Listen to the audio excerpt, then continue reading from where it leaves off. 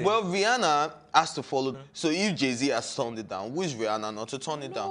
Oh, come on. I think she was persuaded. If Rihanna still wants to go ahead and do that, I think it's entirely up to her. She has that decision. Well, she has that decision, but I don't think she would be under the same record label as Jay-Z. Okay. Come on. All right. So, how do you think people are reacting, to this? Of course, a lot of people. No, not just in America. I mean, like worldwide, globally. Yeah. She's getting a lot of accolades. Everybody giving her a big shout out for doing this, and I'm also giving her a big shout out for doing this. I'm just waiting to see Cardi B's reaction if she's actually going to go. So, what if Cardi B doesn't actually support? What do you think? What do you think the repercussions will be? Well, the repercussion is that she's going to lose a lot of fans.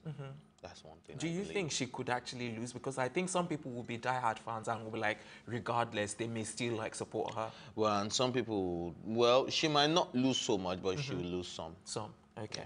All right, that's where we're going to wrap up on the show. Join us this afternoon for a brand new episode of Tea Time. Until then, a big thank you to my co-anchor, Ife Oshunkeye, the entire production team, and our stylist, courtesy of Kudi's Empire. I'm Tokunbo Taiwo saying thanks for watching, and we'll see you later this afternoon.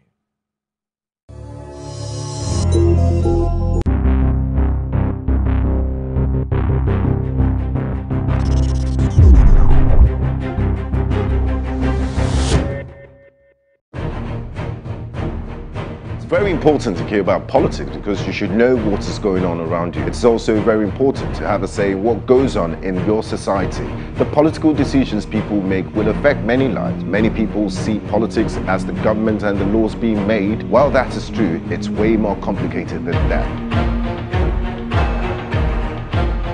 It has everything to do with you.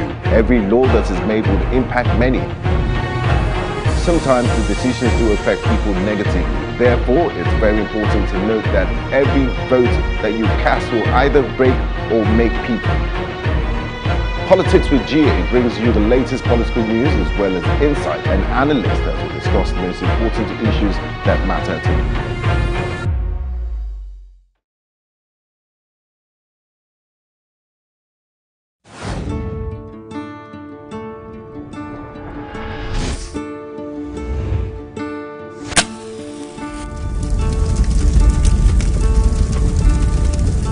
That money will shoot every person that we know can shoot. We don't let people die there. You could have killed me for a long period of time.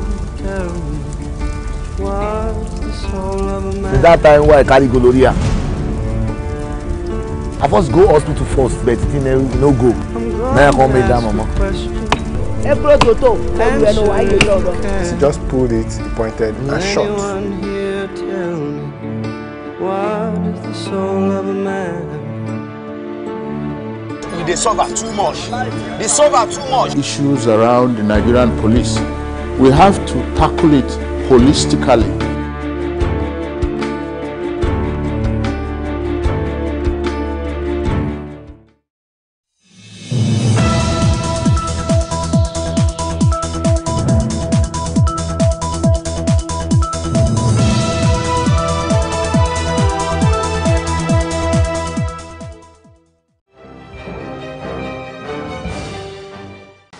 Many thanks for joining us on News on the Hour on Plus TV Africa. My name is Felicity Eze. We can hear the stories making the headlines. The reconstituted Osun State Governorship Election Petitions Tribunal has ordered the governorship candidate of the People's Democratic Party, Senator Ademola Adeleke, to serve the petition and other court processes on the respondents by pasting it on the notice board of the tribunal. Respondents. The tribunal added that the respondents shall each send 2 persons to be present and observe the inspection and examination of the document. The governor of Ogun State, Senator Ibikule Amosu, has condemned the national leader of the All Progressive Congress, Asiwaju Ahmed Tinubu, and the former governor of the state, Aremu Segun Osoba, over alleged complicity in electoral fraud in Ogun State. He said this in an interview shortly after swearing in the new chief judge of the state at the government office in Abeokuta on Monday. Governor Amosu alleged that the silence of the two-party leaders who were aware of what transpired in the state with respect to the primary smacked of complicity. Amosu said, and I quote, "The president already knows there was no election in Ogun State. He knows that they just went to Lagos, wrote all the results, and that what they did was fraud." End of quote. President Muhammadu Buhari has criticized previous administration in the country for failing to address rising poverty in spite of huge revenues from high revenue from the sale of crude oil. He said the focus on eradicating poverty has remained a big economic challenge for Nigeria over the last 3 decades. The president said this while declaring open the 24th Nigerian Economic Summit in Abuja on Monday. Buhari, represented by the Vice President Yemi Oshibanjo, stated that the current administration was working to stop the heinous phenomenon of corruption and diversion of government resources for private use. He said the approach of the present administration to reversing poverty and its consequences was to create an enabling environment for businesses to thrive. President Muhammadu Buhari has received meeting proceedings of the National Minimum Wage Negotiation Tripartite Committee. The committee has government and organized labor officials as members. It was gathered that the document contained proceedings of all the meetings the committee had, including the resolution to have 30,000 naira as the new minimum wage. With the development, the nation is expected to know the official position of the president in the coming days. Meanwhile, Labour leaders announced on Sunday that an indefinite nationwide strike will commence on November 6 if the federal government fails to meet their demands. The unions are unhappy as government claim that no amount was agreed with the Labour leaders at the meeting of a tripartite committee. They're also angry at the federal government's stance that it could only increase the minimum wage from the current 18,000 naira to 24,000 naira. The Atiku campaign organization has tasked the All Progressive Congress APC to focus on its campaigns on issues. Speaking to Plus TV Africa in Abuja, the chairman of All Atiku Support Group, Oladimeji Fabiyi, says the Atiku campaign organization is ready to debate on issues with the APC because it is convinced the party has failed Nigerians. They have nothing to show, they have nothing to offer. We have challenged them on so many occasions. Give us one project that you have started and you have completed. They have not been able to come out. So what are they going to tell people? Is it about the downturn economy, the poverty in land, the insecurity, the increase on employment? You promised Nigerians that you are going to create 3 million jobs every year. Today we've lost over 10 million jobs in 3 years. Is that what you're going to tell people? You think Nigerians they are much alive and they have their expectations and they know that this APC-led government has not been able to meet up with their expectations. So what are they going to use? What issues are they going to discuss? So we know that it will be difficult for them to embark on issue-based campaign. The immediate past governor of Ekiti State, Ayodele Fayose, on Monday appeared before a federal high court in Lagos, where he pleaded not guilty to the allegation that he misappropriated 30.8 billion naira.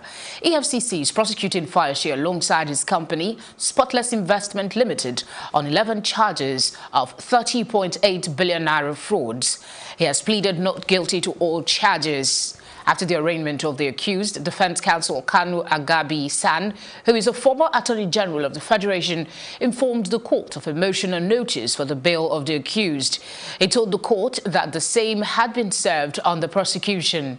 In response, the EFCC prosecutor Rotimi Oyedepo confirmed service of the bail application, but told the court that it required time to reply. Justice Mojishola Olatoregu consequently adjourned the case until October 24 for the hearing of the bail application. Meanwhile, following a plea by defense counsel on the temporary remand of Mr. Fayose, the court ordered that he be remanded in custody of the EFCC pending bail. I've always believed that this is nothing but persecution. But the reason that I'm here is because I'm a firm believer in this country, in the unity of our country. I'm a firm believer and a lover of Nigeria. And I'm also a firm believer and a lover of justice. And I also think it's important that people appreciate the fact that courage and solidarity and loyalty is a virtue. I am loyal to my country, I'm loyal to my friends, I'm loyal to my party. And I stand here in total and complete loyalty to my friend Ayo Fayose. He stood with me in my times of troubles and in my travails, and I will stand with him in his time of trouble and his travails. They persecute their enemies and they protect their friends. And therefore, it's difficult to see how one can accept such a situation. Our only hope lies in God and also in the justice system, which I have every confidence in this country. I also believe strongly that it's important that one looks at the substance of the case and not persecute people or not convict people on the pages of newspapers, which is really the stock in trade of the EFCC. So let's see how it goes. But I reiterate and I believe in the innocence of this man. And I also stand with him in his time of need. A Nigerian has allegedly been killed by the Kenyan police. The senior special assistant to the President on Foreign Affairs and Diaspora, Abike Dabiri Erewa, confirming the killing in a statement by her media aide, Abdul Rahman Balogu, on Sunday in Abuja, said that the reported killing was contained in the briefing by the Nigerian High Commissioner in Kenya, Saudu Momo. This death has sparked protest by Nigerians in and out of Kenya, as well as on social media, asking for proper investigation and protection of Nigerians who reside legally in Kenya from what many have called harassment and assault. Here are Nigerians living in Kenya. They earnestly ask what happened to Bamiyo Ashade. They are protesting in front of the Nigerian embassy in Kenya. Bamiyo Ashade, a legal Nigerian resident in Kenya, is dead. Until his death, he was believed by his relatives to be a student in Kenya. He was only 26 years old and struck in his prime. Afraid for their lives in a foreign land, this Nigerian spoke in a Nigerian local dialect to keep their anonymity. Well, I will say most of what I want to say in our native language, because these days we are not safe. Even when working on the road, one has to look left and right as though unafraid. But you do know what you are avoiding. So now, even where we live, policemen are on patrol looking for foreigners, especially Nigerians, and that has compelled everyone to be on their guard all the time. They even go to people's houses. Aside those two you heard of, many others have been harassed in vehicles, on the streets, even to the point that while walking the streets, one gets terrified. Speculations arrive that the deceased Bamiyo Ashade was brutalized at his home in Four Ways Estate, Kiambu, a town in Kiambu County within the Nairobi metropolitan region, on Monday, October 15th, while the police officers allegedly tried to extort him despite finding out he had valid papers. However, he stood his ground as he didn't commit any crime. The officers then resorted to harassment and assault. Seeing that he was nearing his death, he was quickly rushed to a hospital where he died. Back home in Ibadan, Western Nigeria, the deceased mother and uncle spoke exclusively to Plus TV Africa on the tragic event. What I just had on Tuesday evening, some of my sisters and some elderly people just came to get the news from me that my son is passing. There is a policeman that beat him up. And he beat him till he gave up. But he went to his house to search for some things that he didn't see any bad things with him or fake evidence with him. That he just beat him up. That the policeman asked him of money, that he should give him money. And the guy told him that he don't have any money on him. And he started beating him. He's still there. He has not been buried. We shall want justice. Let Nigerian embassy, we don't know what they will do about it. We don't know. Bamiyo is the last one. It's so painful. Honestly speaking, the death of Bamiyo is still a mystery to us. Because from what we heard, they said some police officers went to meet him in his apartment and they requested for his permit to stay in the country. And they said they started beating the guy, they beat him to death. The Senior Special Assistant to the President on Foreign Affairs and Diaspora, Abike Dabiri Erewa, has already demanded for full autopsy and investigation from the Kenya government into the killing. Phone calls to the Special Assistant were unsuccessful, as at the time of this report, the calls were unanswered. For Plus TV Africa, Amaka Okoye. It's time to take a quick break. Stay tuned for more news when we return.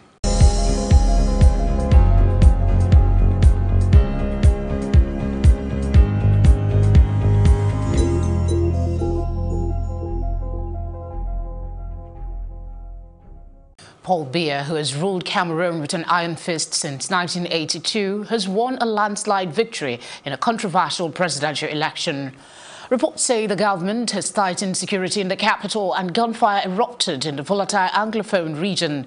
The Constitutional Council, dominated by Biya loyalists, on Monday said Biya had won 71.3% of the ballot in the October 7 election, marred by allegations of widespread fraud, a low turnout and violence in the poll run-up. The council's head, Clement Atangana, said opposition challenger Maurice Kamto was a far second with 14.2% of the vote. Voting was disrupted in Francophone Cameroon's 2 English-speaking regions, where a separatist movement has unleashed a brutal government crackdown. Turnout here was below 5%, according to the International Crisis Group think tank. Cameroon's president-elect, Paul Biya, has thanked citizens at home and abroad for voting massively for him to continue in his role as president. The message posted on his social media handles reads, and I quote, "Dear compatriots in Cameroon and the diaspora, thank you for your renewed and large confidence. Let us now join in taking together the challenges that confront us in ensuring a more united, stable and prosperous Cameroon," end of quote. Paul Biya won 71.3% of the October 7th vote, far ahead of opposition candidate Maurice Kamto's 14.2%. Council President Clement Atangana said, announcing the official results in a state television broadcast. President Biya, who has been in power for 35 years and is Sub-Saharan Africa's oldest leader, has been elected for yet another 7-year term. He is 85 years old already. Still on elections in Cameroon, the United States has commented on the outcome of Cameroon's just-ended presidential elections, giving it a pass mark, despite what it said were irregularities that marred before, during and after the October 7 polls. A statement from the U.S. Department of State also urged respect for the rule of law and peaceful resolution of disputes through legal channels. The statement, which was issued by Heather Nauert, a department spokesperson, also called for focus to return to the crisis in the restive Anglophone regions, where a separatist movement continues to make the region unruly. Away from that, Mohamed Dweji, in his first personal tweet since his release from the hands of his abductors, said it took divine intervention to save his life. He, however, gave no hints about who kidnapped him, where he was taken to, and whether or not a ransom had been paid to secure his release. He said, and I quote, "Let me start by thanking the Almighty Lord for making a divine intervention and saving my life. I'd like to thank each and every one of you for all your prayers and unwavering support. May God reward you for your kindness. May the blessings of the Almighty be with you today and always," end of quote. Dweji was kidnapped on October 11 as he arrived in a hotel gym in Tanzania's commercial capital, Dar es Salaam. The news continues after this very short break. To stay with us.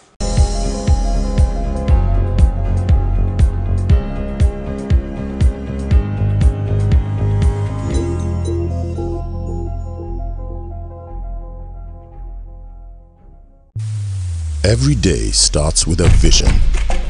And as the saying goes, if you believe you can fly, you will.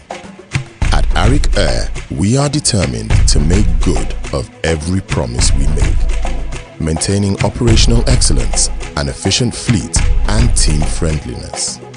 Flying demands the best of safety procedures, and that is why we are abreast of global standards delivered by top technicians using some of the most advanced technologies. At Arik Air, we don't just believe in flying, we are passionate about the flying experience. An experience that safely delivers you at each destination, feeling comfort and pleasure. An experience which truly keeps you closer to your dreams. This is our vision. Today, tomorrow, and beyond. Arik Air, Africa's fastest growing airline. It's where the big stories live. This is Plus TV Africa. When I did it, I was full on, hands-on on the whole project. So how did you deal with it? All of that negativity? I got depressed, obviously. Duh. Haven't you heard? I've got two of the hottest topics currently trending on social media. If you've seen the word Senate trending on Twitter, that's because the Nigerian police force has gone Trump style. I haven't shared this with anyone, but I reckon I get about like 100 people asking for help a day. That's a fact. I can prove that.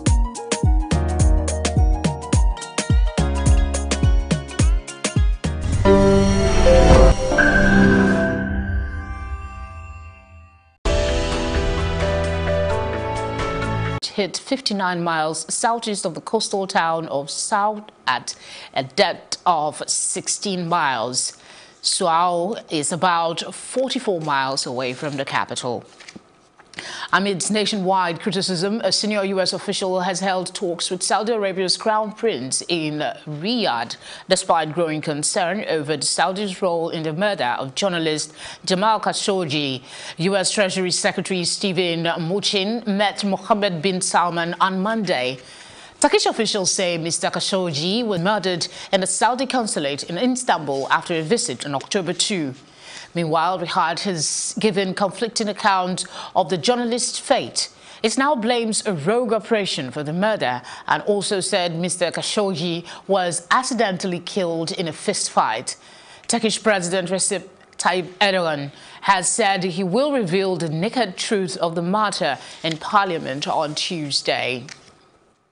Experts have warned that a U.S. withdrawal from a Cold War-era nuclear arms treaty with Russia could give the Pentagon new options to counter Chinese missile advances, but could greatly escalate tensions in the Asia-Pacific. U.S. officials have been warning for years that the United States was being put at a disadvantage by China's development of increasingly sophisticated hand-based missiles forces, which the Pentagon could not match thanks to the U.S. treaty with Russia. President Donald Trump has signaled he may soon give the Pentagon a freer hand to confront those advances if he makes good on his threats to pull out of the Intermediate-Range Nuclear Forces Treaty, which required elimination of short and intermediate-range nuclear and conventional missiles. Dan Blumenthal, a former Pentagon official now at the American Enterprise Institute, said a treaty pullout could pave the way for the United States to field easier-to-hide road-mobile conventional missiles in places like Guam and Japan. Up next is our business news.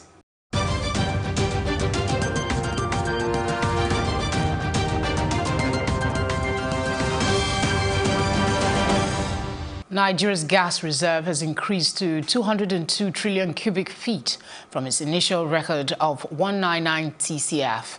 This was confirmed by the Nigerian National Petroleum Corporation. According to NNPC, the country's unproven gas reserve now stands at 600 TCF, which makes Nigeria globally competitive, with almost 10 times the gas reserve base of Trinidad and Tobago, and can be in the same league as Iran, Qatar and Russia.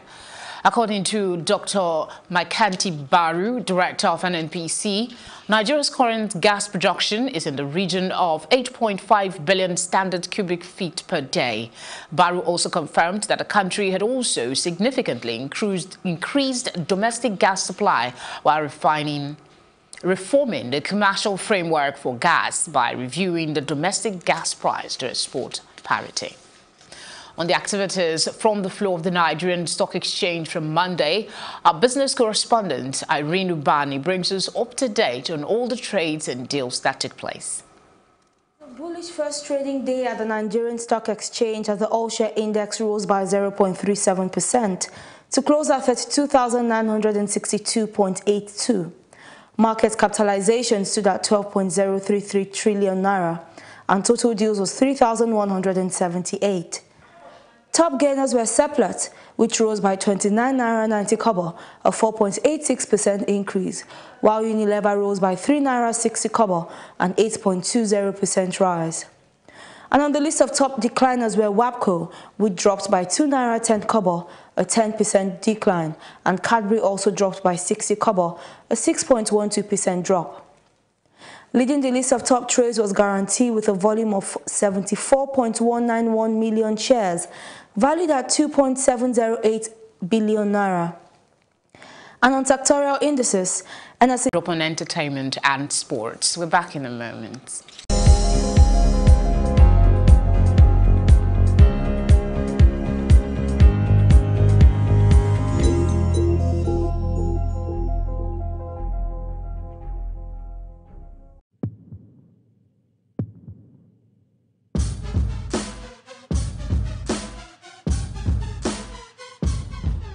I feel it, we feel it.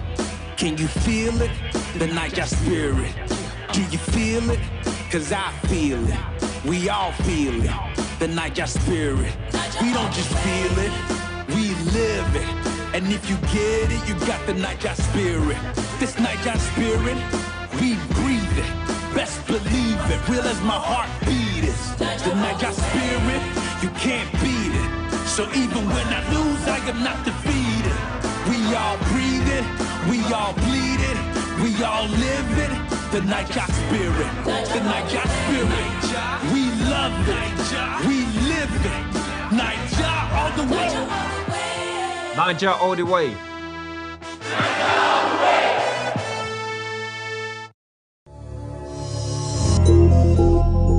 Wife of top Nollywood actor Ike Wunna, Sonia, may have just confirmed her breakup with the actor with a photo which she posted on Snapchat showing her hand without her wedding ring. It will be recalled that Sonia threw social media into a frenzy a couple of weeks ago when she removed her last name from her social media account, and this led to speculations of alleged breakup. The couple, who have a son, Ace, got married in 2015 at a courthouse in Serbia after they were introduced by a mutual friend. Still in entertainment, Real Housewives of Beverly Hills star Camila Grammer has married American attorney David Mayer. The ceremony took place at a private beach club in Hawaii over the weekend. Her children were also involved in the wedding, with 16-year-old daughter Kelsey and her 14-year-old son Jude walking her down the aisle. Camille and David started dating in 2016 and got engaged in October 2017. Congratulations to the couple, and that's it on entertainment. The very best in sports right after this break.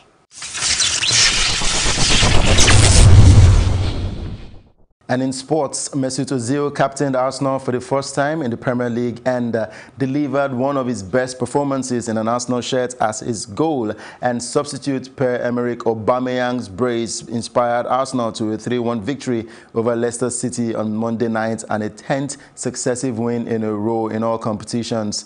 The Foxes capitalized on a positive start at the Emirates Stadium when Ben Chilwell's shot deflected in off Hector Bellerin in the 31st minute.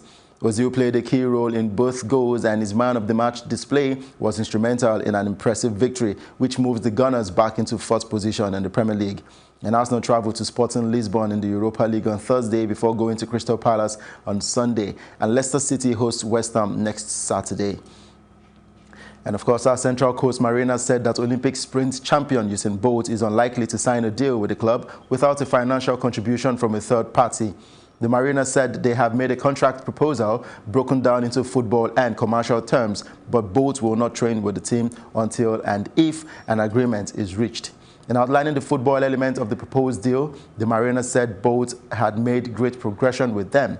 And the 100-meter and 200-meter world record holder turned down a 2-year deal with Maltese champions Valletta FC this month. And the Jamaican retired from athletics in 2017 and has been on trial with the A-League side.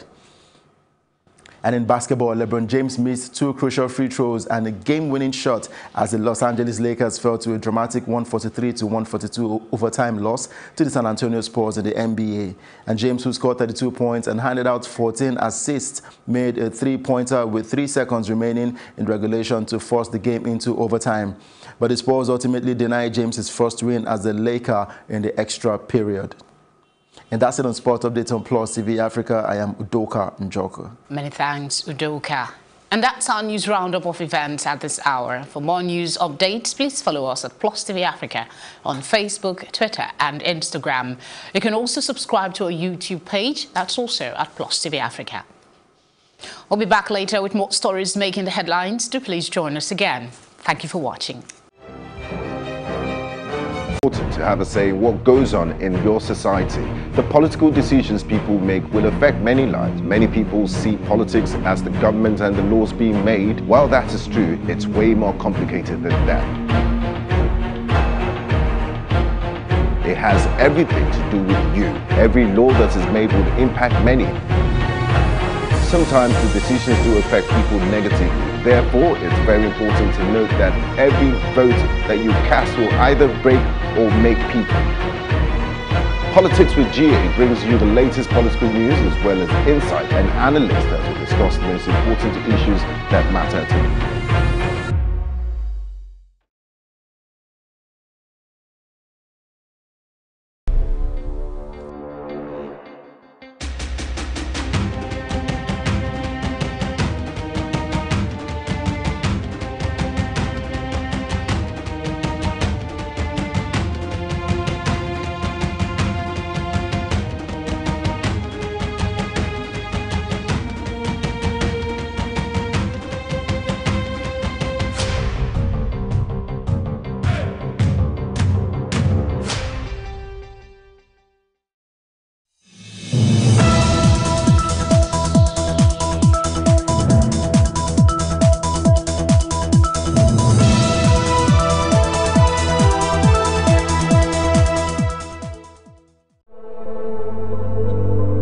Toto, but we know why you know. Oh, by pharmacy, go to. The shelf life for anything liquid doesn't last more than 2 days. There's no drug that is a bullet drug that does everything.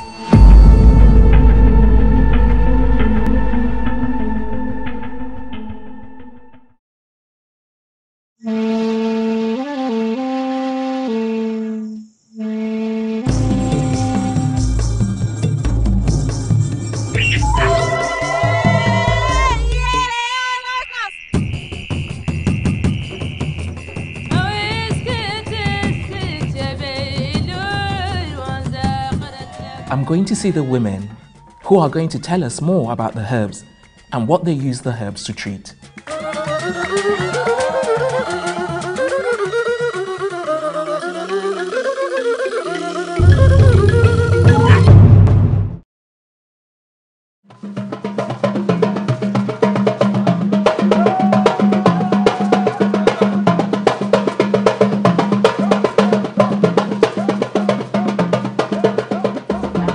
I have been selling these herbs since my teenage years.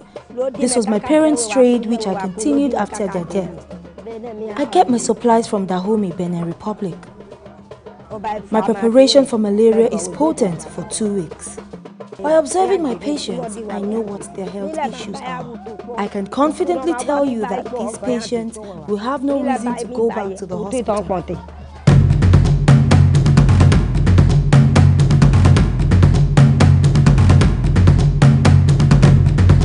I'm here to speak with another traditional medical specialist who claims to be proficient in the treatment of infertility. Join me as I go talk to her inside.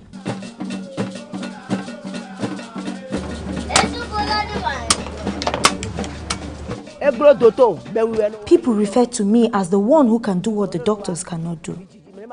I treat men and women who find it difficult to have children of their own.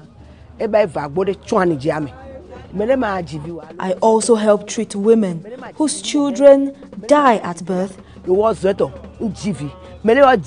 I prevent such from reoccurring. For men with low sperm count, I make marks on their penises with a sharp blade and then apply my concoctions on their cots. This will enable them give birth to as many children as they want. Actually, some of these treatments require occultic powers. Not at all. My preparations do not have any side effects. After taking a cup of this concoction, the patient will have a mild stomach disturbance, after which he will be okay. To give positive testimonies to their use of herbal medication.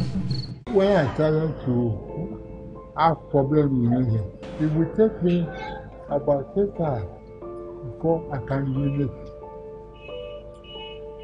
Painful 8 hours. I want to urinate, but the urine does not come out. I will be crying. At this time, I was not myself. I was between 8 and 11. I was afraid. I don't want to do operation. In that December, when the Luke doctor, they went aside, and there was no treatment again. So I had to come back home. I was curious to know if he got any treatment before the hospital went on strike. I was tested whether I have enough pressure in my bladder to get the urination. I was tested to see whether my kidney is working, and that kidney test took almost 1 day. They inserted cardigan for me again, just to ease my urination. But that did not solve the problem of prostate itself. Having left the hospital as a result of the strike, he said he had to get an alternative means of treatment, which was in form of herbal medication from an Alhaji, introduced to him by his daughter. At that time, he was in London. I could remember he was speaking to me when he was abroad at that time. So they prepared the solution, and my daughter here will go and carry it and bring it home. And they would tell me, take this in the morning, in the afternoon, and the evening. So when I started, after 1 week, I started taking the medication. It will reduce to 6 hours, 4 hours, second day or third day, 2 hours, 1 hour, 30 minutes. And one day I just found that the urine just came out. And since then, I have no problem. I've been coming out. I'm happy to say that I'm still living. I'm not dead. After listening to this testimony, I was eager to see the herbal practitioner who treated him. He claimed to have trained in China, South Africa, and registered under the Lagos State Traditional Medicine Board. I got my ingredients in Oyo State, while my factory is in Lagos State. When asked how he diagnoses his patients, he had this to say. The first thing is that we send them to go and do the test. We have somebody that interprets the laboratory test. After the test, we have file, we have card. It's like hospital. After that, they will give the appointment. I was impressed with the mode of herbal medicine operation and level of organization. But unlike Yusuf, there are more of street hawkers with little or no professional training. It was expedient to speak with the buyers of these herbal concoctions by the roadside who buy from roadside sellers and hawkers. These roadside sellers have not gone through the proper training and do not package their herbs. I took a long road trip to Ajah, Lagos in Nigeria to meet with Mama Okpe and some of her customers I met there. I saw an array of herbal concoctions and was curious to know what they were, what they do, and how she purifies them. I treat JD, waist pain, malaria, typhoid, gonorrhea, infection, and ulcer. This one for infection. This is malaria and typhoid for the odds. This is JD and waist pain. This is Afator with manpower. This is typhoid. According to her, she adds either alcohol or water to her concoctions and gave her reasons. I go know they spoil, but the one why they put us, they stay long past the one when they put water. But the water on, we get something where you go put inside, say na water, so that if you reach like 3 months, 6 months, no go do anything. They call am kafura pelebe. When I buy this agbo, when I go carry am from our people, then they carry am from. All the sand wey dey inside, I don't take boiling water to wash it before I put it inside rago leaf. Her very excited customers were quite eager to share their experiences. I can't drink JD because of my wife. That yesterday night, me and my wife fight because of that thing. My wife can't touch that thing. The thing, you know, wake up. You understand? Then I can't say make no worry. He say tomorrow I can't drink JD. Now he carry me come here. Since that time where I carry gonorrhea, I first go hospital first. You understand? After I go hospital first, the thing relieve me, but the thing you know go. Now I can't make that mama. Now I can't give me another agbo. After I use that agbo, everything don't go. I love to take agbo almost every evening. There was a time I was feeling down for days and I've been constantly taking the agbo. But I think the typhoid was so, it has eaten deep into my body. It didn't work out. Like I left this place, I took the agbo. Instead of it to suppress the pains, and it got worse and I had to visit hospital immediately. So it's just like a preventive measure before it eats deep to the body. There was a time I was feeling ill, so then I have not started taking agbo. I had to go down to a chemist because I was having headache. The chemist worker just had to give me a Panadol. After giving me the Panadol, I wasn't feeling too well. It was as if I took something illegal like tramadol. And since then, I haven't been taking English medicine. There is no fake agbo, but there is fake drug. All herbs, they are just nothing but plant extracts. And I prefer this to drug in the sense that drug, after extraction, they still need to add preservatives, which they have effect on the body as well on their own. But this one is direct plant extracts. In Africa here, we have a lot of mosquitoes. I don't have to let the malaria break me down if I run down to mama's place to take agbo. So I usually come here twice a week to have those prevention. All these are roots soaked in an alcohol, you understand, for you to take it.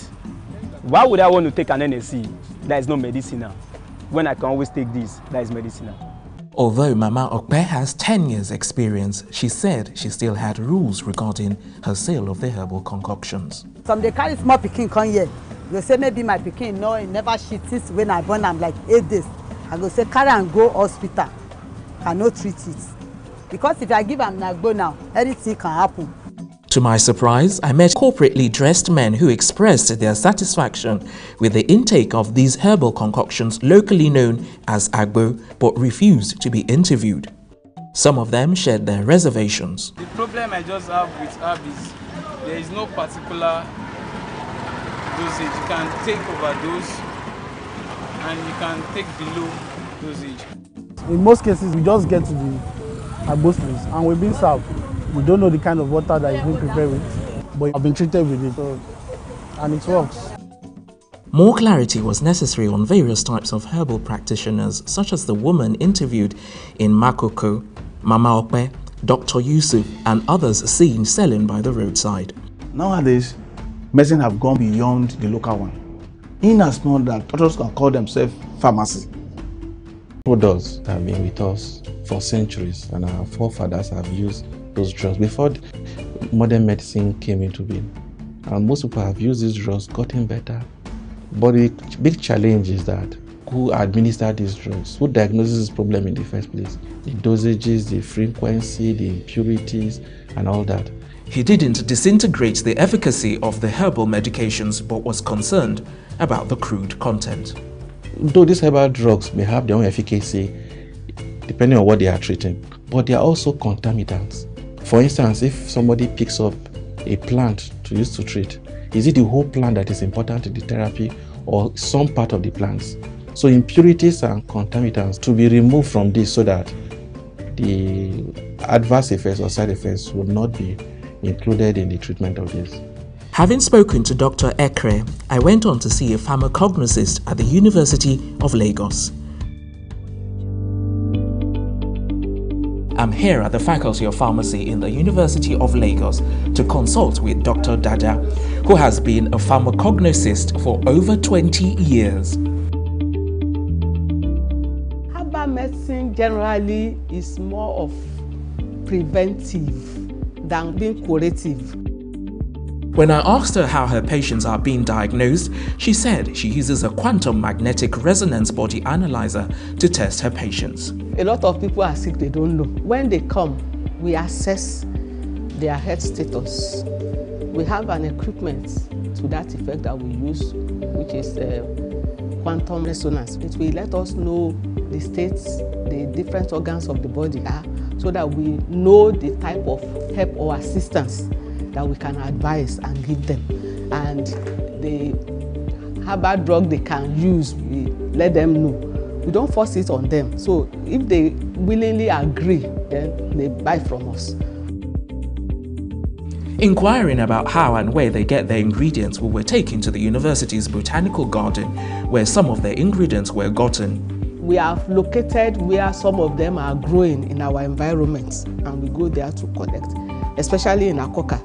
Many of them are growing within the botanical garden. This one is the Tamiliana catappa.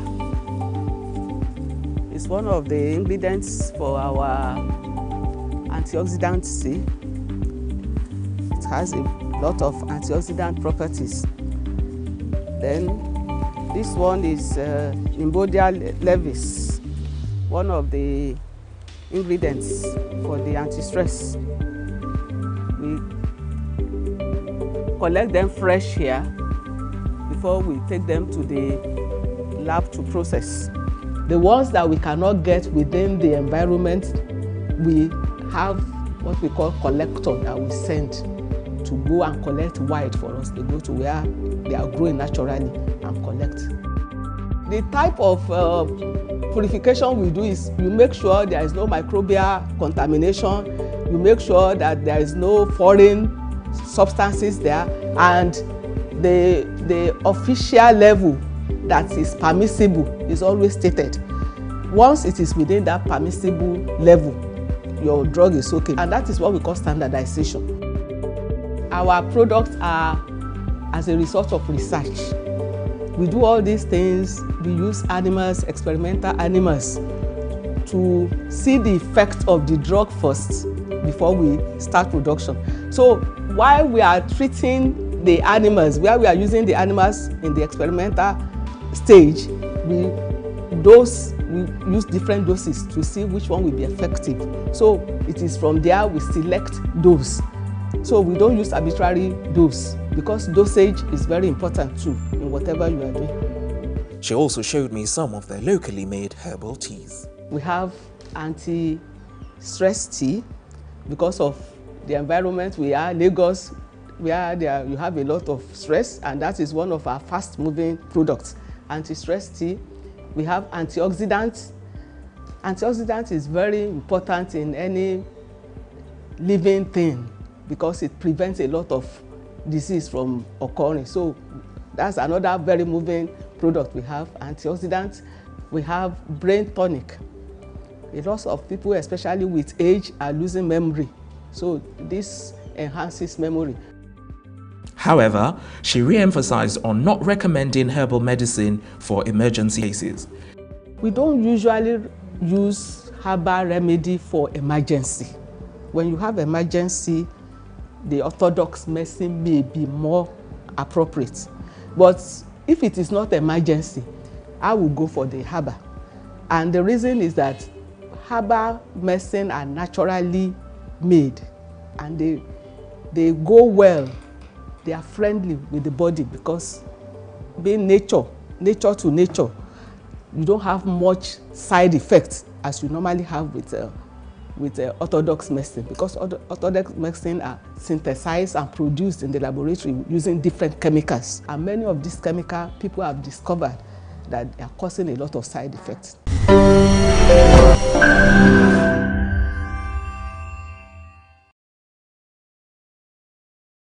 I actually moved back to Nigeria to open a bakery. This was my goal, and everything I did up till this point was in preparation for this.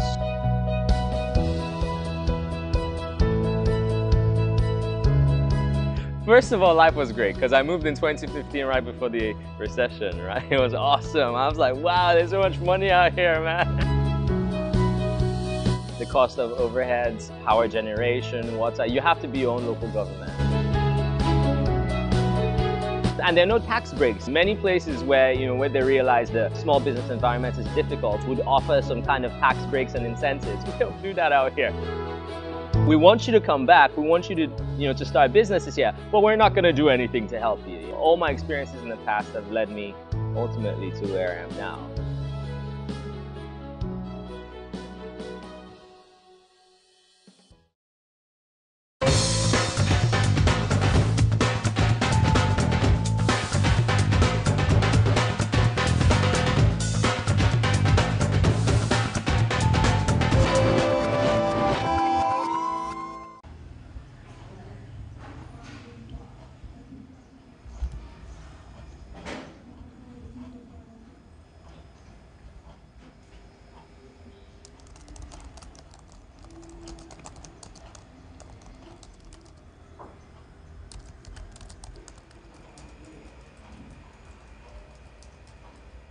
The biggest challenge for me is the perception that bloggers are paid in Kenya, or that especially bloggers are paid to defame people, to write wrong things about people.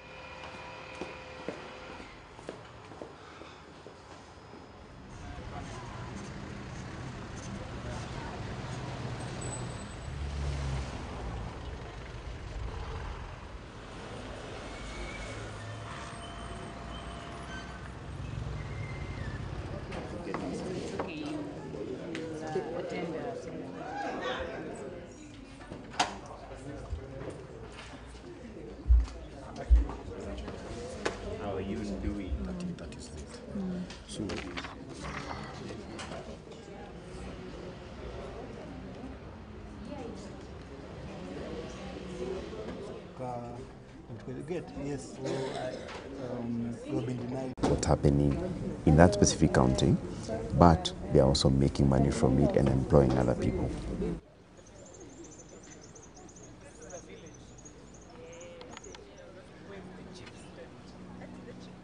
So depending on the nature of your idea, different forms of IP protection will be according to law. For blogs, and each commercial break carries a minimum of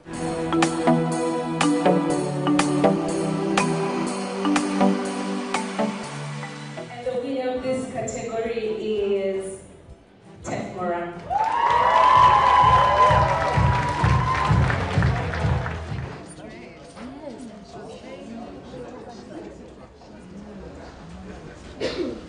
Yes.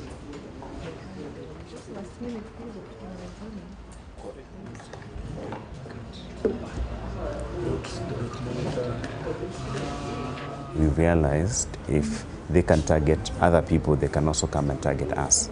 So some of these things are very strategic, and we try as much as possible to shine a light on people whose free expression rights online are being infringed upon.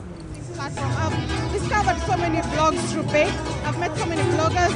We get to feel it's got something to celebrate, so I like it.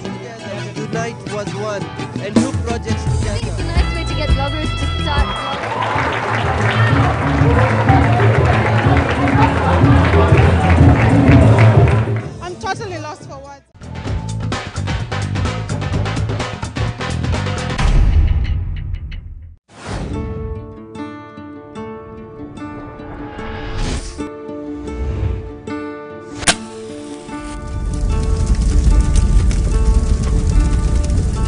That money we shoot every person that we know can shoot. We don't let people die there. You could have killed us for a long period of time. At that time why I carry gonorrhea. I first go hospital first, but it no go. Now I come make that mama. He just pulled it, he pointed and shot. What is the soul of a man? They suffer too much. They suffer too much. Fairness, justness, balance, and credibility, as well as integrity. That's what Plus TV Africa is. The way people are going to be able to trust anything that comes out of this continent is when those who are the storyteller about the continent are reliable, dependable, and credible. Tell the story with the emotion of Africans, with the passion of Africans, with the interest of Africans. The story changes from here right now on Plus TV Africa.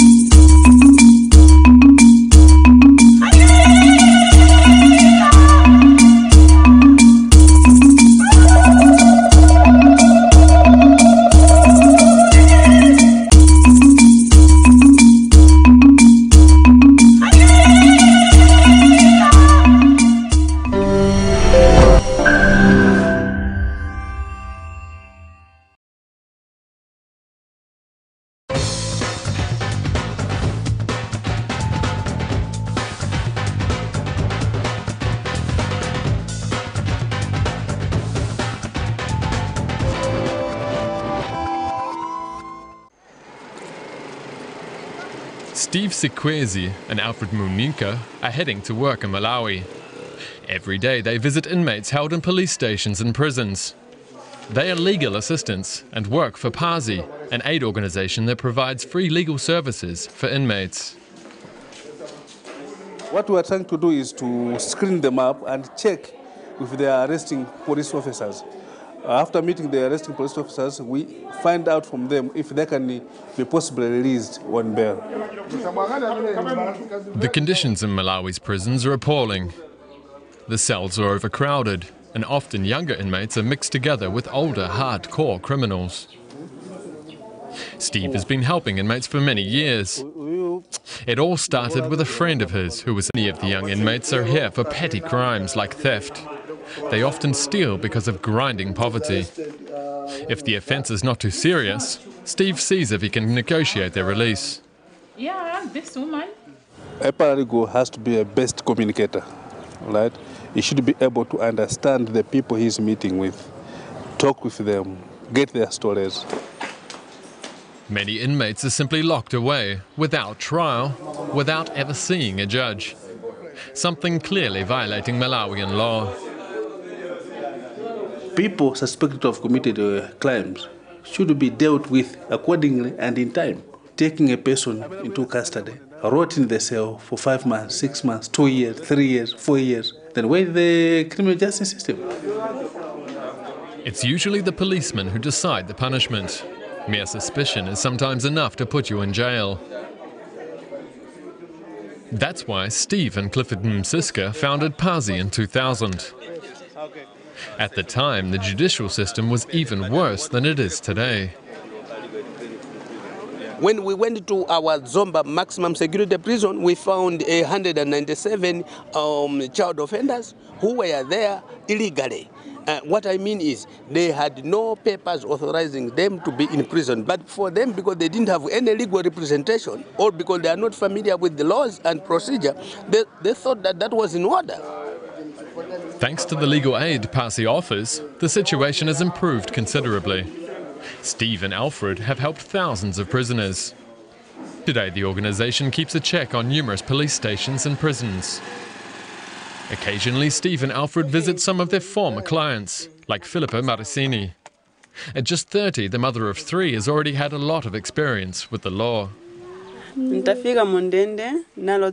I was so confused when I went to prison. And at the time, I had a 7-month-old child. I didn't know how to raise it there and what would happen to my other kids at home. The conditions were very hard. Steve and Alfred helped secure her release, and she's been back at home with her children for 2 years now. She was arrested on the offense of murder, and she stayed in prison for 3 years and 4 months without being taken to court, without any trial. So we applied for bail, which she was released on bail. The legal aid program for prisoners has become a clear success, and it's one that other African countries, such as Uganda and Kenya,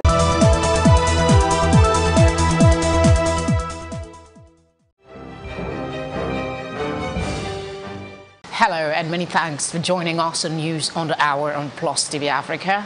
My name is Felicity Eze. We can hear the stories making the headlines.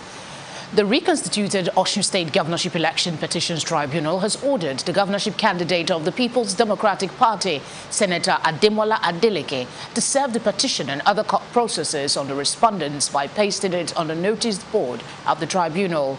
The Justice Mohammed Sirajo-headed tribunal gave this order at a sitting in Osogbo on Monday following an ex parte evading service. The application was moved by counsel for the PDP candidate, Mr. Nathaniel Okesan. The court ordered that the petitioners shall pay the requisite statutory fees and that the inspection and examination of the documents shall not be done by the petitioners in the absence of the respondents.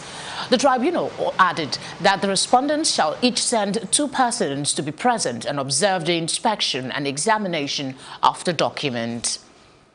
The governor of Ogun State, Senator Ibikule Amosu, has condemned the national leader of the All Progressive Congress, Asiwaju Ahmed Tinubu, and the former governor of the state, Aremu Shegu Osoba, over alleged complicity in electoral fraud in Ogun State. He said this in an interview shortly after swearing in the new chief judge of the state at the government office in Abeokuta on Monday. Governor Amosu alleged that the silence of the 2 party leaders who were aware of what transpired in the state with respect to the primary smacked of complicity. Amosu said, and I quote, "The president already knows there was no election in Ogun State. He knows that they just went to Lagos, wrote all the results, and that what they did was fraud," end of quote. President Muhammadu Buhari has criticized previous administration in the country for failing to address rising poverty in spite of huge revenues from high revenue from the sale of crude oil. He said the focus on eradicating poverty has remained a big economic challenge for Nigeria over the last 3 decades. The president said this while declaring open the 24th Nigerian Economic Summit in Abuja on Monday. Buhari, represented by the Vice President Yemi Oshibanjo, stated that the current administration was working to stop the heinous phenomenon of corruption and diversion of government resources for private use. He said the approach of the present administration to reversing poverty and its consequences was to create an enabling environment wage. With the development, the nation is expected to know this campaign. The state, Ayodele Fayose, on Monday appeared before a federal high court in Lagos, where he pleaded not guilty to the allegation that he misappropriated 30.8 billion naira. EFCC is prosecuting Fayose alongside his company, Spotless Investment Limited, on 11 charges of 30.8 billion naira frauds. He has pleaded not guilty to all charges. After the arraignment of the accused, Defense Counsel Kanu Agabi San, who is a former Attorney General of the Federation, informed the court of a motion and notice for the bail of the accused. He told the court that the same had been served on the prosecution. In response, the EFCC prosecutor Rotimi Oyedepo confirmed service of the bail application, but told the court that it required time to reply. Justice Mojisola Olatoregu consequently adjourned the case until October 24 for the hearing of the bail application. Meanwhile, following a plea by defense counsel on the temporary remand of Mr. Fayose, the court ordered that he be remanded in custody of the EFCC pending bail. I've always believed that this is nothing but persecution. But the reason that I'm here is because I'm a firm believer in this country, in the unity of our country. I'm a firm believer and a lover of Nigeria. And I'm also a firm believer and a lover of justice. And I also think it's important. People appreciate the fact that courage and solidarity and loyalty is a virtue. I am loyal to my country, I'm loyal to my friends, I'm loyal to my party. And I stand here in total and complete loyalty to my friend Ayo Fayose. He stood with me in my times of troubles, and in my travails, and I will stand with him in his time of trouble and his travails.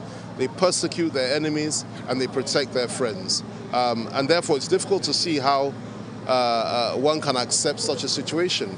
Our only hope lies in God and also in the justice system, which I have every confidence in this country. I also believe strongly that it's important that one looks at the substance of the case and not persecute people or not convict people on the pages of newspapers, which is really the stock in trade of the EFCC. So let's see how it goes. But I reiterate and I believe in the innocence of this man. And I also stand with him in his time of need. A Nigerian has allegedly been killed by the Kenyan police. The senior special assistant to the President on Foreign Affairs and Diaspora, Abike Dabiri Erewa, confirming the killing in a statement by her media aide, Abdul Rahman Balogu, on Sunday in Abuja, said that the reported killing was contained in the briefing by the Nigerian High Commissioner in Kenya, Saudu Momo. This death has sparked protest by Nigerians in and out of Kenya, as well as on social media, asking for proper investigation and protection of Nigerians who reside legally in Kenya from what many have called harassment and assault. Here are Nigerians living in Kenya. They earnestly ask what happened to Bamiyo Ashade. They are protesting in front of the Nigerian embassy in Kenya. Bamiyo Ashade, a legal Nigerian resident in Kenya, is dead. Until his death, he was believed by his relatives to be a student in Kenya. He was only 26 years old and struck in his prime. Afraid for their lives in a foreign land, this Nigerian spoke in a Nigerian local dialect to keep their anonymity. Well, I will say most of what I want to say in our native language, because these days we are not safe. Even when working on the road, one has to look left and right as though unafraid. But you do know what you are avoiding. So now, even where we live, policemen are on patrol looking for foreigners, especially Nigerians, and that has compelled everyone to be on their guard all the time. They even go to people's houses. Aside those two you heard of, many others have been harassed in vehicles, on the streets, even to the point that while walking the streets, one gets terrified. Speculations are rife that the deceased Bamiyo Ashade was brutalized at his home in Fourways Estate, Kiambu, a town in Kiambu County within the Nairobi metropolitan region, on Monday, October 15th, while the police officers allegedly tried to extort him despite finding out he had valid papers. However, he stood his ground as he didn't commit any crime. The officers then resorted to harassment and assault.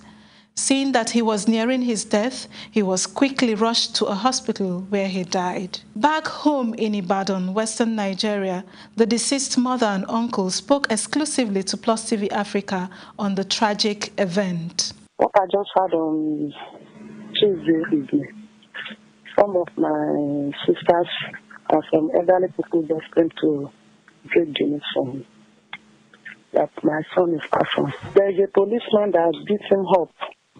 And he beat him till he gave up. But he went to his house to search for some things that he didn't see any bad things with him or fake evidence with him. That he just beat him up. That the policeman asked him of money, that he should give him money. And the guy told him that he don't have any money on him. And he started beating him. He's still there, he has not been buried. We shall want justice. Let Nigerian embassy, we don't know what they will do about it. We don't know. Bamiyo is the last one. It's so painful. Honestly speaking, the death of Bamiyo is still a mystery to us. Because from what we heard, they said some police officers went to meet him in his apartment and they requested for a permit to stay in the country. And they said they started beating the guy, they beat him to death.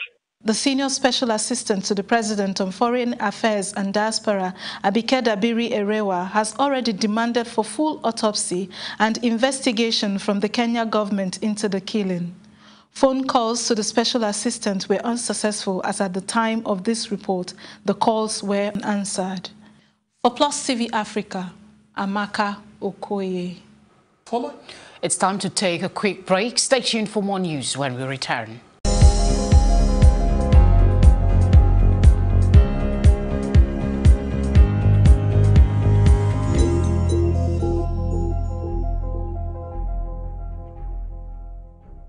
Paul Biya, who has ruled Cameroon with an iron fist since 1982, has won a landslide victory in a controversial presidential election.